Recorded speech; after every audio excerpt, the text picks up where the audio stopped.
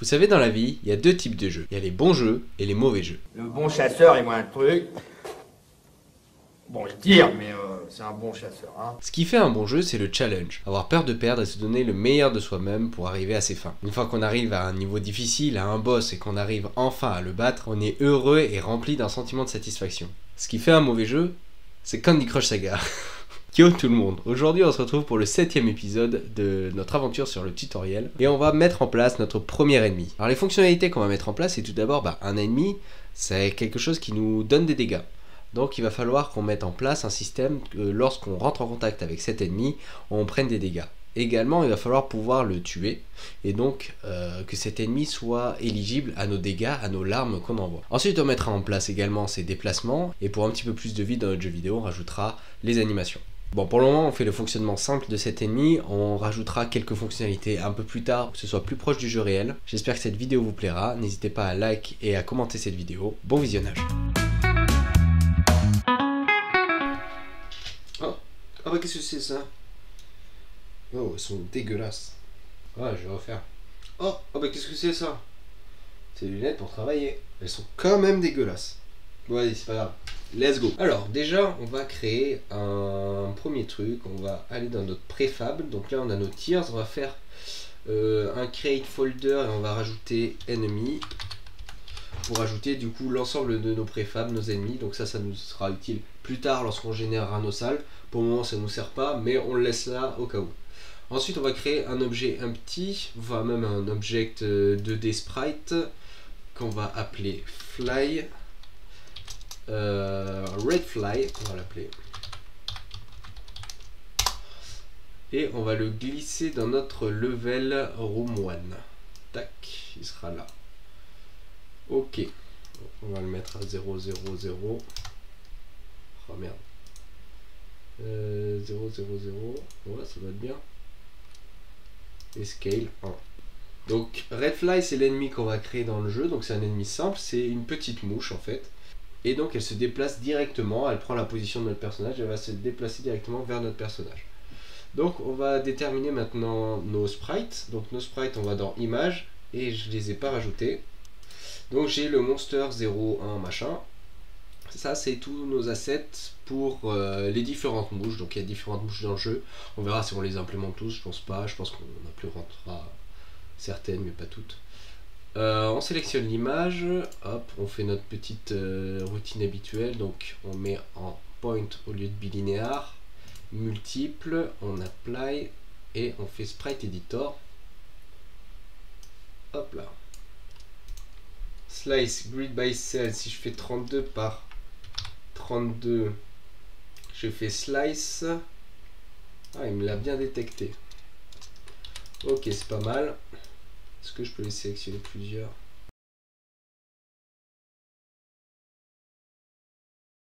Et ensuite on a toutes nos mouches avec les animations et on a ensuite l'animation de mort de chaque mouche qui fait 64 par 64. Hop. Et ça on va les faire à la main, c'est pas grave.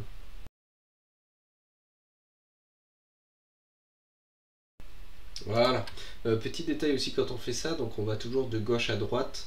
Et ensuite on passe à la ligne suivante pour qu'on garde les sprites dans l'animation dans le même ordre. Sinon elles seront dans le désordre et ce sera compliqué de les remettre bout à bout lorsqu'on va faire les animations.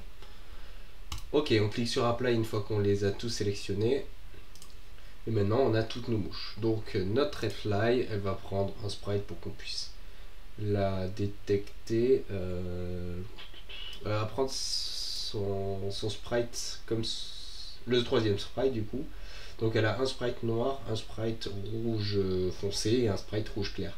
Le sprite rouge clair c'est lorsqu'elle prend des dégâts, mais on la voit mieux, du coup je vais la mettre pour la scène avec le rouge clair. Ensuite on va dans notre Red Fly, on va lui créer plusieurs choses. Premièrement on va lui créer un rigid body, tiens, rigid body 2D. On va lui enlever sa rotation en Z. Donc on clique sur Freeze Rotation et on lui enlève son Gravity Scale. Et le reste c'est bon. Ensuite on va également lui rajouter un Circle Collider. Et le Circle Collider, pour pas qu'il soit trop gros, on va le mettre à 0.06 est bien centré en 0,0. Normalement c'est centré. Mais voilà. 0,06 c'est pas mal. Ça permet de toucher la mouche et qu'elle nous touche également sans que ce soit trop large pour qu'elle nous touche trop facilement, sans que ce soit trop petit non plus parce que nous en retour on ne peut pas la tuer. Donc là 0,6 c'est pas mal. Donc Red Fly également, on va ajouter un tag. On va lui ajouter le tag ennemi. Est-ce qu'on l'a ici? Non, on va le rajouter. Hop. Ensuite on va rajouter un script. Donc c'est le script qu'on va ajouter à tous nos ennemis, un script générique à nos ennemis. Donc on fait create C# script et on va l'appeler enemy. Donc c'est le script qui va nous permettre de déterminer lorsqu'on prend des dégâts, combien de dégâts on fait, etc. Et donc ce script ennemi, on va l'ouvrir maintenant et on va rajouter plusieurs choses. Donc déjà, ce qui caractérise un ennemi, c'est sa barre de vie. Un ennemi, plus on le tue, enfin un ennemi, plus on va lui porter de coups, plus sa barre de vie va réduire et lorsqu'elle arrive à 0, l'ennemi disparaît, il meurt. Donc on va rajouter un serialize field en privé qu'on va appeler life point. Et donc ces life points, on va déterminer que lorsque je reçois un projectile, ma barre de vie diminue. Donc les life points, admettons, on peut les mettre égal à 10 points de vie. Ok, c'est un float, donc on rajoute un F. Float, ça veut dire que c'est pas un nombre entier, c'est un nombre à virgule. Donc c'est un 10,00 parce que c'est un nombre 10 tout court. Mais ça peut être un 9,5, 9,3, voilà, c'est un nombre à virgule. Ensuite, donc on n'a pas besoin du up. Ok, donc on va créer cette fonction là. Hop, on va la retirer. Ok, donc créer cette fonction là. On trigger enter 2D, donc c'est lorsque un projectile, lorsqu'une box de collision trigger la nôtre, cette fonction est activée. Et si l'objet qui nous a trigger, donc qui est rentré en contact avec nous, contient le tag friendly projectile. Friendly projectile, souvenez-vous, lorsqu'on a fait les projectiles, c'est en fait le tag que comportent nos larmes. Donc lorsque on envoie une larme sur l'ennemi, ça va activer cette partie-là de la fonction. Et cette partie-là, on va la faire appeler une fonction private qu'on va appeler take damage. Donc on a créé une fonction private take damage qu'on va appeler ici. Hop, on remplira après, entre parenthèses, et qui prend donc un argument qui s'appelle damage. Donc c'est un montant de dégâts qu'on va appliquer à notre ennemi. Et l'ennemi, du coup, tout simplement, life points, on va prendre ses points de vie et on va faire moins égal, donc on va lui enlever, soustraire, oula, je suis en majuscule, on va lui soustraire les damage. Maintenant, lorsqu'on lui applique trop de dégâts, il va falloir que notre personnage, que notre ennemi, soit tué. Donc on va créer encore une fonction private, void, qu'on va appeler kill. Et qui va tout simplement destroy le game object. Et cette fonction kill, donc on va l'appeler dans notre take damage uniquement si nos life points sont inférieurs ou égales à 0. Dans ce cas-là, on appelle notre fonction kill. Ok, maintenant il faut qu'on modifie notre script du héros, notre script de la larme, pour que on rajoute des dégâts à nos larmes. Qu'est-ce qu'il me dit là? There's no argument that correspond at damage. Oui, je vais le faire plus tard. Donc, on va sur la tiers. Notre tiers, on va lui rajouter une fonction publique. On peut la mettre en public. Le meilleur, ce serait de la mettre en private. Et faire un float damage. Donc, ça sera le dégât de nos larmes. Ensuite, on va créer des fonctions getter and setter, donc on va les mettre en fonction publique, get damage, tac, qui return donc notre variable damage. Ça c'est les bonnes pratiques, sinon on met la fonction en public, ça marche aussi. Et ça du coup ça renvoie un float puisque damage est un float. Et ensuite on va créer le setter, donc public void set damage. Tac, on prend un float en entrée. Float x. Je ne sais pas trop comment l'appeler. Et on va dire damage est égal à x. Point virgule. On arrête la fonction. Et ensuite, donc là c'est nos damage. Nos damage, ils vont bien provenir de quelque part et ils proviennent donc de notre shooting player. Shoot player. Shoot player, il va prendre du coup, donc on a le shot speed, le tears rate, le range, et on va rajouter un public damage en float qui est égal à 1, on va dire à 1 de base, même si on va lui mettre un peu plus juste après. Et donc lorsqu'on va instancier notre bouboule, notre larme, on va lui faire tears.getComponent tears, hop. Et on va lui dire set damage. On va appeler la fonction set damage et on va lui envoyer damage. Point virgule. On devrait faire la même chose pour le range. Je ne vais pas le faire dans cette vidéo. On le fera plus tard. Là, j'ai un petit peu la flemme. Et du coup, dans notre ennemi, on va récupérer, dans cette fonction, on va lui envoyer les dégâts de notre tears. Et donc, on va lui dire other.getComponent hop, tears. Donc là, on récupère le script de notre component. Oh là, qu'est-ce que je fais? Je le fais dans la mauvaise fonction, pardon. Donc là, on va dans take damage, on fait other get component tears, donc on récupère le script tears de notre composant. Rappelez-vous, le friendly projectile, c'est forcément une larme, donc elle aura le script tears, donc on peut faire ça. Et on va lui faire get damage. Et on va lui demander d'appeler la fonction getDamage. GetDamage qui va donc nous renvoyer les dégâts de l'alarme. Ça va nous renvoyer les dégâts de l'alarme et du coup la valeur des dégâts de l'alarme va être envoyée à la fonction takeDamage. TakeDamage qui va donc enlever les dégâts de l'alarme au life point jusqu'à ce qu'il n'y en ait plus. Allez, on va enlever le life point ici, on enregistre tout. Maintenant, lorsque je suis sur Unity, Redfly, on va pouvoir modifier sa vie. Ah oui, alors déjà il va falloir lui attribuer le script ennemi. Donc hop, je le glisse à ma fly. Ennemi. On va lui mettre 6 points de vie. Et notre héros, on va lui donner des dégâts. Tac tac tac. On va lui mettre 3 en dégâts, 3,5. Il me semble que c'est 3,5 dans le jeu original. Donc on va lui mettre 3,5.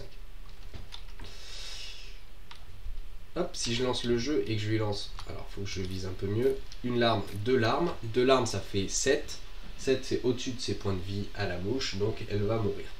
Ok. Deuxième chose, donc j'aimerais, lorsque je touche la mouche, prendre des dégâts. Donc là ça va être dans notre script Movement Hero si je ne me trompe pas. Et on va faire une fonction qui s'appelle OnCollision Enter 2D. Collision Enter, c'est lorsque deux rigid body se rencontrent. Trigger Enter, c'est lorsque deux box de collision se rencontrent. Lorsque une est en mode trigger d'ailleurs. Et on va déterminer, bien si je rencontre une box de collision et que celle-ci est lorsque je rencontre un rigid body et que celle-ci est un ennemi. Sachez que les cœurs ont des rigid body, donc il ne faudrait pas non plus prendre des dégâts lorsqu'on prend un cœur. Donc on va filtrer sur notre ennemi, donc on fait if other, et si c'est le tag ennemi, c'est le tag qu'on vient de mettre tout à l'heure à notre mouche. Donc si c'est le tag ennemi, on va prendre des dégâts. Donc on va faire game management, take damage, et lorsqu'on rencontre un ennemi, par contre, c'est 0,1 de dégâts. Enfin 0,5 pardon. Hop, maintenant si je me déplace sur la mouche, je ne prends pas de dégâts. Ennemi. Ah, j'avais oublié de taguer. J'ai juste rajouté le script, mais je ne l'ai pas tagué. Donc, hop, on n'oublie pas évidemment de taguer la mouche. Ok, là je prends bien des dégâts. Il n'y a pas de souci. En plus, on peut jouer au billard avec, c'est super. Ok. Ok, maintenant à cette mouche, on va lui ajouter un petit mouvement. Donc on va rajouter un script qu'on va appeler enemy follow fly. Donc c'est lorsqu'un ennemi suit notre joueur en volant. En fait, c'est pas forcément volant, c'est en ne tenant pas compte des obstacles. Parce que plus tard, on fera des ennemis qui prendront en compte les obstacles. On fera donc ce qu'on appelle des algorithmes de pathfinding, donc de trouver le chemin le plus court pour arriver d'un point A à un point B, sans se prendre les murs en les contournant, en contournant les obstacles. Ça viendra un petit peu plus tard, on mettra en place justement les obstacles pour que notre algorithme de pathfinding marche correctement. En tout cas, dans notre enemy follow, on va rajouter deux private. Premier, c'est un transform, ça va être le transform de notre héros. Et le deuxième, ça va être le rigid body de notre ennemi. Et enfin, on va rajouter un private serialize. Private ou public? On va rajouter en public, ce sera beaucoup plus simple pour plus tard si on doit. Si on a des choses qui permettent de modifier le mouvement de nos ennemis. Donc on va la mettre en public. C'est un float. Et ça va être le movement speed. Dans le start, on va attribuer les valeurs à notre hero position et à notre rigid body. Donc voilà, donc notre hero position c'est le game object. On cherche avec le tag player et on cherche en transform. Et ensuite le rigid body de notre ennemi, c'est le game object get component rigid body. Et dans notre update, on va tout d'abord mettre une velocity à notre mouche à 0 et ensuite on va lui donner une vélocité par rapport à notre personnage pour qu'il se rapproche. Donc on va prendre la position X de notre personnage, donc hero.position X, et on va soustraire la position de notre mouche, donc GameObject Transform Position X, et ça va donner un vecteur, en fait, le vecteur vers notre personnage, qui sera plus ou moins grand. Donc plus notre mouche sera éloignée, plus elle ira vite vers notre personnage, et plus il est proche, moins elle ira vite. Et on rajoute le movement speed. Transform, oui c'est un transform, pardon. Ok, et maintenant... Alors pourquoi elle bouge pas? Pourquoi elle bouge pas? Parce que j'ai toujours pas rajouté le script à ma mouche. Donc enemy follow fly, on rajoute à notre mouche. Et lorsqu'on lance la partie, oula, elle va un peu vite. Hein. Je crois que, hop, on va la mettre à 0,6. Voilà. Ok, c'est pas mal.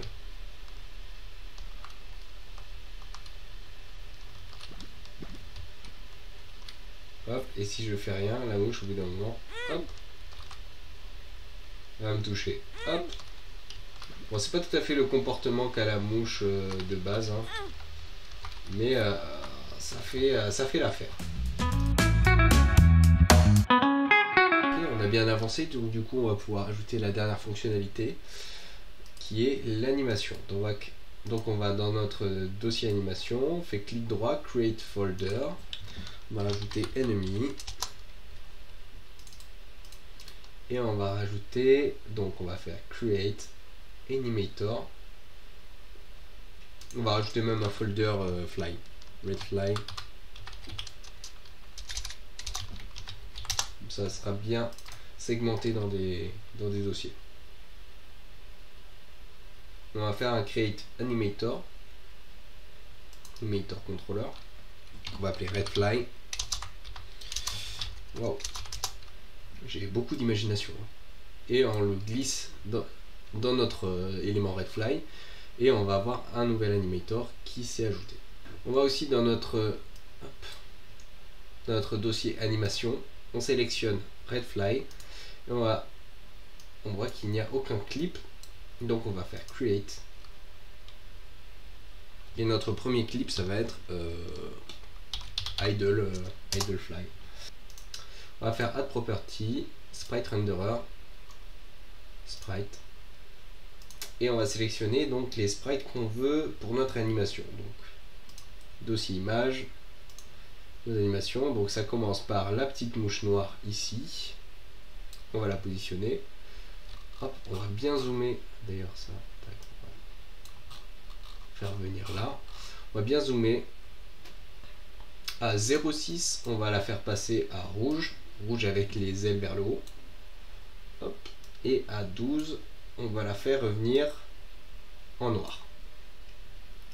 Si on regarde la scène, hop, on va zoomer dessus. Voilà, ça donne ça l'animation. Ah mince. Voilà l'animation. C'est super simple, c'est 2 frames. On va rajouter du coup une nouvelle animation qu'on va appeler Take Damage. Et la Take Damage, bah, ça va être un peu pareil. Hop, on va faire Sprite Renderer Sprite. On va la faire en rouge. On la met en rouge un peu plus foncé. Ensuite, on revient en rouge. Est-ce que c'est bien là? Ouais, on va la faire plusieurs fois. On va le faire 2 fois.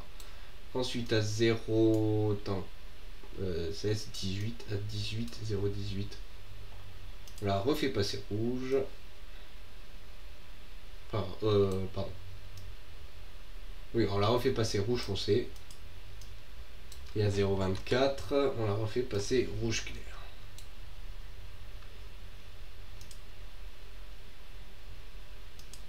Ok. Je crois que j'ai une dernière frame là, on la supprime. Ok, c'est pas vrai. Ensuite, on va faire Create New Clip et on va la faire Kill. On va l'appeler Kill et donc pareil, Sprite Renderer. On va sélectionner toutes nos images.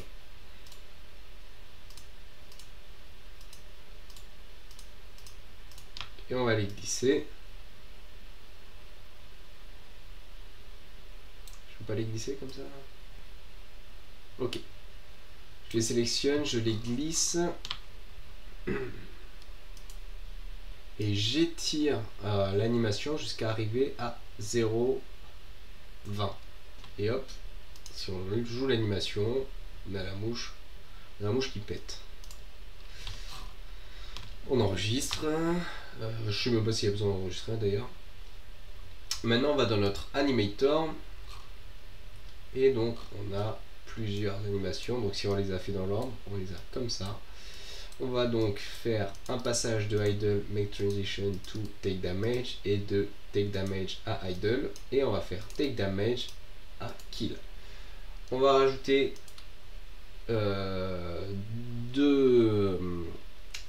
deux variables de type trigger cette fois-ci. Alors je sais pas si on les avait utilisées pour la dernière fois. Je m'en souviens plus. Donc on va l'appeler damage et on va l'appeler trigger kill. Voilà. Donc là on va dire lorsque damage est trigger, on va enlever tout l'exit time, on va rien mettre du tout et on va faire current state. Tu m'arrêtes tout et tu me joues take damage. Ensuite, lorsque take damage est joué, donc tu reviens à la fin, donc as exit time, tu me mets 1 en exit time. Voilà, fixed duration, tac tac. Là il y a besoin de rien mettre. Donc ça va finir de jouer l'animation take damage et ça va revenir idle. Et lorsque kill, cette fois-ci, est trigger, tu me stops l'exit time, tu m'enlèves tout, tu fais current state, hop, et on balance l'animation kill. Ça me semble pas mal. Maintenant on va modifier le script enemy pour trigger nos variables dans le script enemy. Et je vais rajouter donc premièrement un private animator qu'on va appeler anim, qu'on va appeler animator. Ensuite dans le start, on lui dit animator c'est égal au GameObject, tu me récupères le composant animator. Dans la fonction take damage, juste avant de prendre un dégât, on va lui dire animator, tu me set trigger damage. Donc tu m'actives une fraction de seconde la variable damage. et après elle se désactivera toute seule. Donc ça va jouer l'animation damage. Lorsque l'animation damage sera jouée, ça va revenir à l'animation idle. Par contre, si l'animation damage est jouée et qu'en fait notre mouche n'a plus de vie, il faut jouer l'animation death. Kill. Voilà. Du coup, il faut activer la variable kill. Donc, la variable kill, on l'active dans le private void. On l'active dans notre private void kill. On va également faire deux choses, c'est désactiver notre box de collision et notre rigid body lorsque notre mouche est tuée pour pas reprendre des dégâts au joueur pendant que la mouche fait son animation. Et pour pas détruire notre ennemi avant même qu'il ait joué son animation, parce que si on laisse comme ça, notre animation n'aura même pas le temps de se jouer, qu'on va détruire le game object. Donc on va laisser un petit temps avant de détruire notre game object. Donc on va faire virgule 1. Et ça va laisser une seconde avant que notre game object soit détruit. Maintenant, si on lance le jeu, hop, on a notre mouche qui nous suit. Elle fait bien son animation d'idle. Si je lui donne un dégât, hop, elle était rouge, vous avez vu pendant un petit moment. Et ensuite, bon, elle éclate en boucle. Elle éclate en boucle parce que, hop, on va dans les animations, enemy, fly, la take damage, je l'ai mis en loop, donc on va enlever la loop. Et kill, elle est en loop aussi. Idle, elle reste en loop parce que de toute façon c'est une animation qui se joue tout le temps. Mais kill et take damage doivent pas être en loop. Voilà, donc normalement on ne devrait plus avoir de problème. C'est pas mal. C'est pas mal, mais vous avez vu qu'il y a eu la dernière frame de notre ennemi qui est restée. Ce que je vais faire, c'est que je vais rajouter la dernière image. Donc on va ici, on va faire dans Sprite Editor et on va rajouter le dernier sprite ici qui est un sprite vide. On va faire Apply et on va modifier notre animation. On la rajoute du coup à 22. Hop. Donc je peux lui infliger des dégâts et c'est bon, l'animation se fait bien, il n'y a pas de souci. Et bien voilà, du coup on aura rajouté notre premier ennemi, la mouche, qui est un ennemi plutôt simple à réaliser surtout dans son déplacement, puisque c'est tout simplement qu'elle est attirée par notre personnage. Dans les prochains épisodes, on va rajouter quelques éléments par-ci par-là, des éléments d'obstacle, donc je pense notamment aux rochers et aux trous, pour qu'on puisse ajouter des éléments dans les niveaux, pour qu'on puisse faire des salles. J'aimerais rajouter ces éléments de niveau pour ensuite pouvoir faire un vrai algorithme de pathfinding, un algorithme du plus court chemin, et on aura du coup d'autres éléments pour la composition de nos salles. Sur ce, je vous dis à bientôt pour le prochain épisode. Ciao!